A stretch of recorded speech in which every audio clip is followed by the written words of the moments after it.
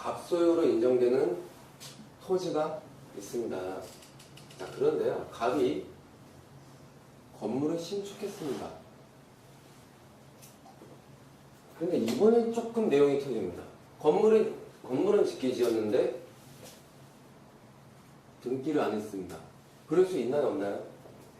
있죠? 건물은 지어도 등기 안 할 수 있잖아요. 등기 안 했다고 해서 갑소유 건물 아닙니까? 갑소유 주택이죠. 이게 주택이라면. 자, 이런 상태에서 갑이 토지와 건물을 일갈해서 매매를 합니다. 그럼으로 인해서 을이 당연히 토지 등기했겠죠? 예, 토지는 등기가 되어 있습니다. 건물이 등기가 안 되어 있는 거예요. 자, 당연히 토지에 대해서 등기도 했고, 이 건물에 대해서는 을이 사오긴 사왔는데 등기를 할 수가 없잖아요. 보존 등기를 했어야 된단 말입니다. 보존 등기는 출생신고예요. 첫 등기. 보존 등기를 해야지 그 다음에 이전 등기를 해준단 말이에요. 그렇죠? 그럼 이 사람은 지금 소유권 이전 등기 청구권이 있습니까? 없습니까? 그럼 왜 없어요? 소유권 이전 등기를 해달라는 거 청구를 할 수 있잖아요. 청구를 하면 얘가 보존 등기에서 넘겨줘야 될 거 아닙니까? 그렇죠? 그래서 이전 등기 청구권이 있다라는 전제하에 일단은 등기를 하지 않았으니까 일단 내가 사오기는 했으니까 점유를 하고 있단 말이죠. 점유를 하고 있단 말이죠. 하지만 여전히 소유권 이전 등기 청구권이 있으니까 소유자는 갑으로 남아있을 거 아닙니까? 내가 점유만 이전해 온 거잖아요. 여기까지 논리적으로 이해가 되셨어요? 자, 그런 상태에서 을이 돈이 필요해서요, 이 토지를 담보로 저당권을 설정했습니다. 담보대출 받았다는 소리예요. 담보대출을 받고 을이 이제 뭐 농사를 짓는데 요즘 벼농사가 굉장히 잘 안 되고 제대로 이제 공급도 안 돼서 1년 농사에 대해서 굉장히 많은 손해를 봤어요. 그래서 대출이자 내야 되는 것도 못 내고 여러 가지 상황이 안 좋아졌다고 치자고요. 그럴 수 있겠죠. 네. 그래서 저당권자가 경매를 진행시킵니다. 그러면 뭐만 경매로 나오겠습니까? 당연히 토지만 경매로 나오겠죠. 토지만 매각으로 나옵니다. 그래서 이 토지를 낙찰을 받았습니다. 누가? 병이. 그리고 건물은 여전히 있겠죠? 그리고 을이 점유하고 있겠죠? 자, 이 상태에서 두고 보자고요. 법정 지상권 성립합니까? 안 합니까? 저당권 실행으로 인한 경매는 임의경매인가요? 강제경매인가요? 임의경매죠. 그럼 뭘 두고 계산해야 됩니까? 민법. 그렇죠. 민법 366조입니다. 계산해보세요. 왜? 소유자가 갑으로 일단 있겠죠. 당연하죠. 아주 좋아요. 이렇게 깊으시 된다고 하실 줄 알았는데. 자, 법정 지상권 성립 안 하죠. 민법상. 그래서 병이 을을 찾아가서 이야기합니다. 미안하지만 네가 지상권을 법률의 규정에 의해서 취득을 하려고 하면은 처음부터 동일 소유자였는데 너는 돈 주고 사서 그냥 점유만 했잖아. 그렇죠? 예, 갑이 소유자지 않아. 그러니까 동일 소유자가 처음부터 아니었으니까 그 다음의 요건들은 일치하더라도 너는 지상권이 없다. 그러면 을이 방방 뛰겠어요, 안 뛰겠어요? 미치죠. 그러니까 누구 찾아갑니까? 지는 권리를 있다고 생각할 거예요. 권리 행사하려고 하면 가서 지랄하는 겁니까? 국가 찾아가서 권리 행사를 해야 되는 거잖아요. 막 욕하고 그런 건 그냥 싸움이고. 그러면 국가를 찾아갑니다. 국가를 찾아가서요, 항변을 합니다. 뭘로? 변호사의 자문을 받아가지고, 법무사의 자문을 받아서 퍼펙트한 이론, 퍼펙트한 이제 법률적 이제 항변할 내용들을 준비를 해가지고요, 판사님을 찾아갑니다. 그래서 이렇게 이야기를 해요. 판사님, 제가 민법 제366조에 의해서 법정 지상권이 성립 안 한다고 그래가지고 분쟁이 일어났는데요. 제가 다르게 대화할게요. 판사님 잘 들어보세요. 갑소유의 토지 위에 갑소유의 건물이 있습니다. 그리고 이거를 제가 사왔습니다. 매매를 제가 사왔다고요. 매매로 사옴으로 인해서 지금 내가 토지 소유자 등기는 했지만 아직까지는 소유자가 갑으로 남아있습니다. 그렇기 때문에 동일 소유자에서 매매는 기타 사유로, 그러니까 이번엔 매매죠? 매매로 인해 가지고 한 소유자가 변동이 되었습니다. 그럼 간수법상 법정 지상권 인정해줘야 되는 거 아닙니까? 난 처음부터 있었던 거잖아요. 그렇게 얘기를 한 겁니다. 여기까지 이해되셨어요? 네. 의리한 말에 이해하셨죠? 네. 그러니까 판사가 이렇게 얘기했어요. 그래 그럼 네 말대로라면 간수법상 법정 지상권이 인정이 된다는 전제하에 대화를 해야 되는데 잘 들어 의라. 갑소유 토지에 갑 건물이 있었던 거 맞아. 그런데 미안하지만 너 봐봐. 계약서 갖고 와봐. 너 일괄로 매매였잖아. 매매 기타 등 사유로 인해서 하나의 소유자가 변동되어서 소유자가 달리해졌을 때 법정 지상권이 인정해주는 건데 너는 통으로 돈 주고 사왔잖아. 근데 무슨 법정 지상권 얘기를 해. 내부적으로 네가 돈 주고 사서 사실은 네가 소유자잖아. 그러니까 인정 안 된다. 이렇게 얘기를 했어요. 여기서 이게 되셨어요? 판사의 입장? 매매된 기타 사유로 인해서 소유자가 바뀌어야 된다는 거예요. 토지와 건물 사이 소유자가 틀려져야 된다는 거예요. 그래야 분쟁이 생기니까. 그런데 계약서 보니까 네가 일괄로 매매해야 했다며.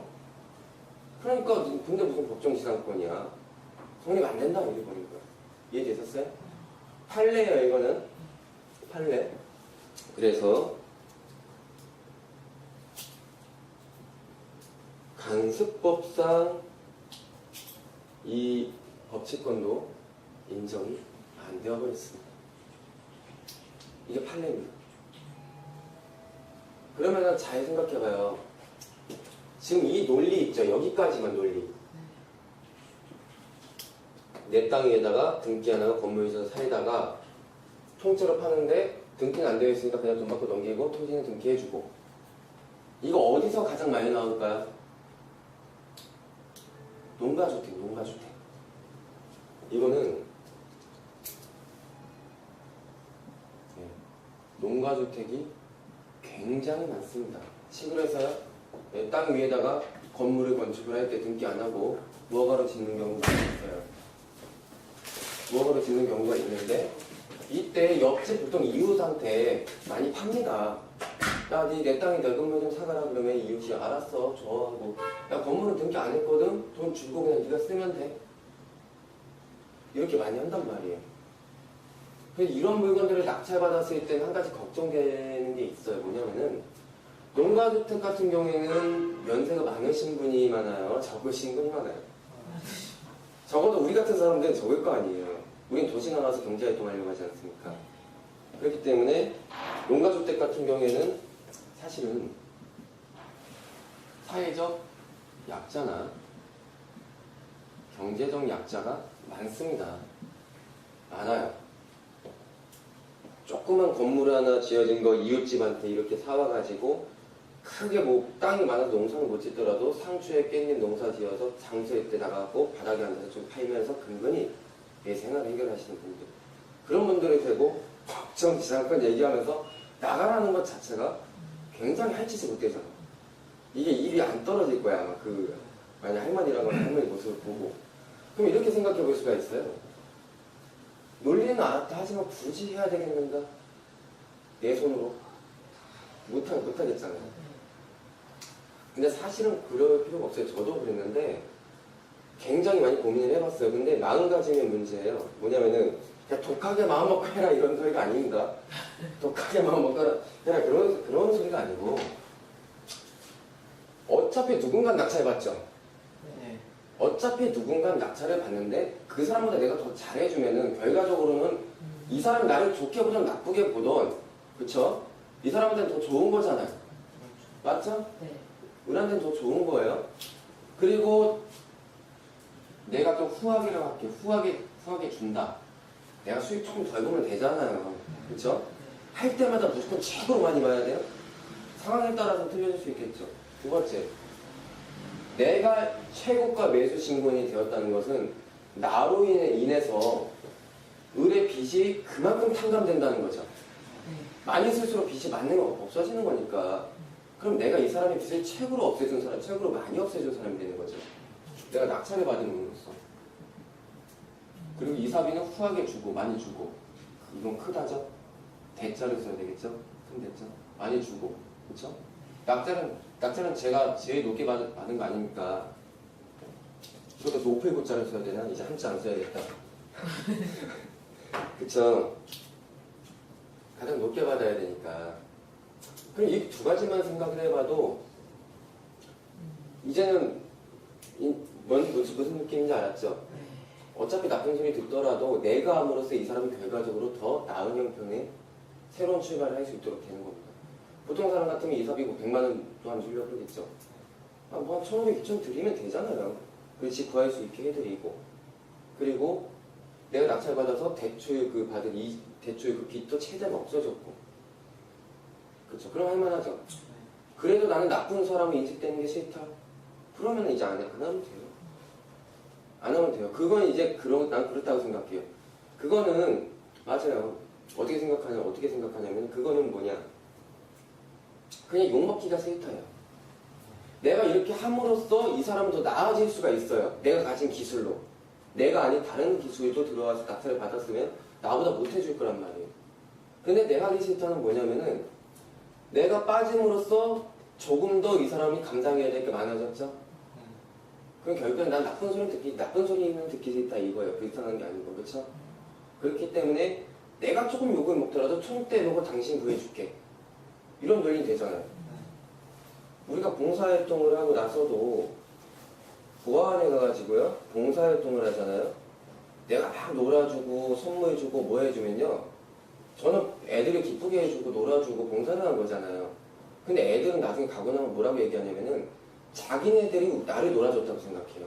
왜? 걔네 맨날 겪는 일이기 때문에 나 오늘 저 사람들이랑 2시간 동안 놀아줬다? 자기네들이 그래요. 마치 일을 한 것처럼.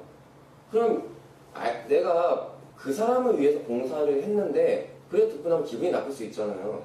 뭐야, 나 힘들게 노가다했는데 저렇게 생각을 해? 그 말뜻은 뭐예요? 그 사람을 위해서 한 거예요? 나의 보람을 위해서 한 거예요? 나의 보람이라는 마음에서부터 출발한 거잖아요. 그러니까 막 그때부터 나 봉사 안 해 이렇게 되어버린 거거든요. 상처받아서. 그러니까 그런 마음이라고 하면 하지 마시고요. 정말 봉사의 마음으로 내 기술을 써서 당신 후하게 이사비용 드리고 빚 많이 없애주겠다. 이러면 총대 매시고. 그래 좀 많이 줘도 남잖아요. 그래서 그런 마음들을 그렇게 제거시키면 좋지 않을까라는 생각이 있습니다. 돈이 필요해서요. 이 토지를 담보로 저당권을 설정했습니다. 담보대출 받았다는 소리예요. 담보대출을 받고 이제 농사를 짓는데 요즘 벼농사가 굉장히 잘 안 되고 제대로 이제 공급도 안 돼서 1년 농사에 대해서 굉장히 많은 손해를 봤어요. 그래서 대출이자 내야 되는 것도 못 내고 여러 가지 상황이 안 좋아졌다고 치자고요. 그럴 수 있겠죠. 네. 그래서 저당권자가 경매를 진행시킵니다. 그러면 뭐만 경매로 나오겠습니까? 당연히 토지만 경매로 나오겠죠. 토지만 매각으로 나옵니다. 그래서 이 토지를 낙찰을 받았습니다. 누가? 병이. 그리고 건물은 여전히 있겠죠? 그리고 을이 점유하고 있겠죠? 자, 이 상태에서 두고 보자고요. 법정 지상권 성립합니까? 안 합니까? 저당권 실행으로 인한 경매는 임의경매인가요? 강제경매인가요? 임의경매죠. 그럼 뭘 두고 계산해야 됩니까? 민법. 그렇죠. 민법 366조입니다. 계산해보세요. 왜? 소유자가 가보기 일단 있겠죠. 당연하죠. 아주 좋아요. 이렇게 깊으시 된다고 하실 줄 알았는데. 자, 법정 지상권 성립 안 하죠. 민법상. 그래서 병이 을을 찾아가서 이야기합니다. 미안하지만 네가 지상권을 법률의 규정에 의해서 취득을 하려고 하면은 처음부터 동일 소유자였는데 너는 돈 주고 사서 그냥 점유만 했잖아. 그렇죠? 예, 갑의 소유자지 않아. 그러니까 동일 소유자가 처음부터 아니었으니까 그 다음의 요건들은 일치하더라도 너는 지상권이 없다. 그러면 을이 방방 뛰겠어요, 안 뛰겠어요? 예. 미치죠. 그러니까 누구 찾아갑니까? 지는 권리를 있었어요? 판사의 입장? 매매 등 기타 사유로 인해서 소유자가 바뀌어야 된다는 거예요. 토지와 건물 사이 소유자가 틀려져야 된다는 거예요. 그래야 분쟁이 생기니까. 그런데 계약서 보니까 네가 일괄로 매매해야 했다며. 그러니까 근데 무슨 법정지상권이야. 성립 안 된다 이래 버린 거야. 이해되셨어요? 판례예요 이거는. 판례. 그래서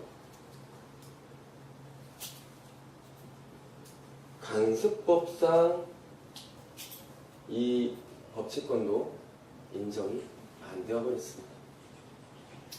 이게 판례입니다.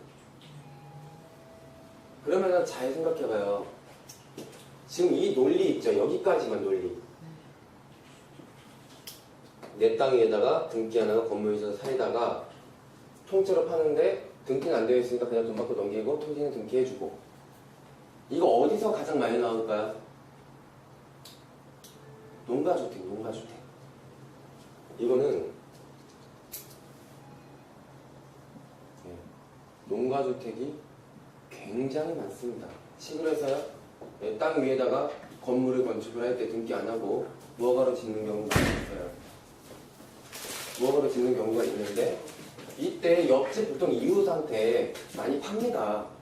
야, 내 땅에 내 건물 좀 사가라 그러면 이웃이 알았어, 줘 하고. 야, 건물은 등기 안 했거든? 돈 주고 그냥 네가 쓰면 돼. 이렇게 많이 한단 말이에요. 그래서 이런 물건들을 낙찰받았을 때 한 가지 걱정되는 게 있어요. 뭐냐면은 농가주택 같은 경우에는 연세가 많으신 분이 많아요? 적으신 분이 많아요? 적어도 우리 같은 사람들은 적을 거 아니에요. 우린 도시 나가서 경제활동하려고 하지 않습니까? 그렇기 때문에 농가주택 같은 경우에는 사실은 사회적 약자나 경제적 약자가 많습니다. 많아요. 조그만 건물 하나 지어진 거 이웃집한테 이렇게 사와가지고 크게 뭐 땅이 많아서 농사를 못 짓더라도 상추에 깻잎 농사 지어서 장소일 때 나가고 바닥에 앉아서 좀 팔면서 근근히 내 생활을 해결하시는 분들, 그런 분들이 되고 법정지상권 얘기하면서 나가라는 것 자체가 굉장히 할 짓을 못해서 이게 입이 안 떨어질 거야. 아마 만약 할머니라고 하면 할머니 모습을 보고. 그럼 이렇게 생각해 볼 수가 있어요. 논리는 알았다 하지만 굳이 해야 되겠는가? 내 손으로 못하겠잖아요. 근데 사실은 그럴 필요가 없어요. 저도 그랬는데 굉장히 많이 고민을 해봤어요. 근데 마음가짐의 문제예요. 뭐냐면은 그냥 독하게 마음 먹고 해라 이런 소리가 아닙니다. 독하게 마음 먹고 해라 그런 소리가 아니고 어차피 누군가 낙찰받죠. 네. 어차피 누군가 낙찰을 받는데 그 사람보다 내가 더 잘해주면은 결과적으로는 이 사람이 나를 좋게 보든 나쁘게 보든, 그쵸? 이 사람한테는 더 좋은 거잖아요. 맞죠? 네. 우리한테는 더 좋은 거예요. 그리고 내가 좀 후하게라고 할게. 후하게 준다. 내가 수익 조금 덜 보면 되잖아요. 그쵸? 할 때마다 무조건 최고로 많이 봐야 돼요? 상황에 따라서 틀려질 수 있겠죠. 두 번째, 내가 최고가 매수 신고인이 되었다는 것은 나로 인해서 을의 빚이 그만큼 탕감된다는 거죠. 많이 쓸수록 빚이 많은 거 없어지는 거니까. 그럼 내가 이 사람의 빚을 최고로 없애준 사람, 최고로 많이 없애준 사람이 되는 거죠. 내가 낙찰을 받은 의미로서. 그리고 이 사비는 후하게 주고 많이 주고. 이건 크다죠? 대자를 써야 되겠죠? 큰 대자. 많이 주고. 그렇죠?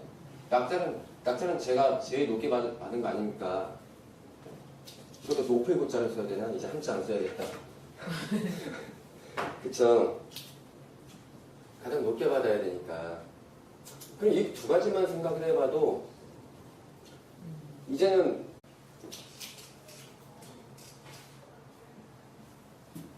갑소유로 인정되는 토지가 있습니다. 자, 그런데요, 갑이 건물을 신축했습니다. 그런데 이번엔 조금 내용이 틀립니다. 건물은 짓게 지었는데 등기를 안 했습니다. 그럴 수 있나요, 없나요? 있죠? 건물을 지어도 등기 안 할 수 있잖아요. 등기 안 했다고 해서 갑소유 건물 아닙니까? 갑소유 주택이죠. 이게 주택이라면. 자, 이런 상태에서 갑이 토지와 건물을 일괄해서 매매를 합니다. 그럼으로 인해서 을이 당연히 토지 등기했겠죠? 예, 토지는 등기가 되어 있습니다. 건물이 등기가 안 되어 있는 거예요. 자, 당연히 토지에 대해서 등기되어 있고, 이 건물에 대해서는 을이 사오긴 사왔는데 등기를 할 수가 없잖아요. 보존 등기를 했어야 된단 말입니다. 보존 등기는 출생신고예요. 첫 등기. 보존 등기를 해야지 그 다음에 이전 등기를 해준단 말이에요. 그렇죠? 그럼 이 사람은 지금 소유권 이전 등기 청구권이 있습니까? 없습니까? 그래. 왜 없어요? 소유권 이전 등기를 해달라는 거 청구할 수 있잖아요. 청구를 하면 얘가 보존 등기에서 넘겨줘야 될 거 아닙니까? 그렇죠? 그래 이전 등기 청구권이 있다라는 전제하에 일단은 등기를 하지 않았으니까 일단 내가 사오기는 했으니까 점유를 하고 있단 말이죠. 점유를 하고 있단 말이죠. 하지만 여전히 소유권 이전 등기 청구권이 있으니까 소유자는 갑으로 남아있을 거 아닙니까? 내가 점유만 이전해 온 거잖아요. 여기까지 논리적으로 이해가 되셨어요? 자, 그런 상태에서 을이 했다고 생각할 거예요. 권리 행사하려고 하면 가서 지랄하는 겁니까? 국가 찾아가서 권리 행사를 해야 되는 거잖아요. 막 욕하고 그런 건 그냥 싸움이고. 그러면 국가를 찾아갑니다. 국가를 찾아가서요. 항변을 합니다.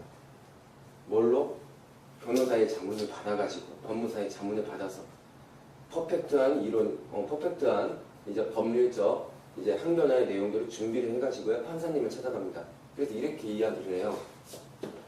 판사님, 제가 민법 제366조에 의해서 법정 지상권이 성립 안 한다고 그래가지고 분쟁이 일어났는데요. 제가 다르게 대화할게요. 판사님 잘 들어보세요. 갑소유의 토지 위에 갑소유의 건물이 있습니다. 그리고 이거를 제가 사왔습니다. 매매를 제가 사왔다고요. 매매로 사옴으로 인해서 지금 내가 토지 소유자 등기는 했지만 아직까지는 소유자가 갑으로 남아있습니다. 그렇기 때문에 동일 소유자에서 매매는 기타 사유로, 그러니까 이번엔 매매죠? 매매로 인해 가지고 한 소유자가 변동이 되었습니다. 그럼 간수법상 법정 지상권 인정해줘야 되는 거 아닙니까? 난 처음부터 있었던 거잖아요. 그렇게 얘기를 한 겁니다. 여기까지 이해되셨어요? 의리한 말이 이해하셨죠? 그러니까 판사가 이렇게 얘기했어요. 그래 그럼 네 말대로라면 간수법상 법정 지상권이 인정이 된다는 전제하에 대화를 해야 되는데 잘 들어 의라. 갑소유 토지에 갑건물이 있었던 거 맞아. 그런데 미안하지만 너 봐봐. 계약서 갖고 와봐. 너 일괄로 매매해왔잖아. 매매 기타 등 사유로 인해서 하나의 소유자가 변동되어서 소유자가 달리해졌을 때 법정 지상권이 인정해주는 건데 너는 통으로 돈 주고 사왔잖아. 근데 무슨 법정 지상권 얘기를 해. 내 보정은 네가 돈 주고 사지는 네가 소유자잖아.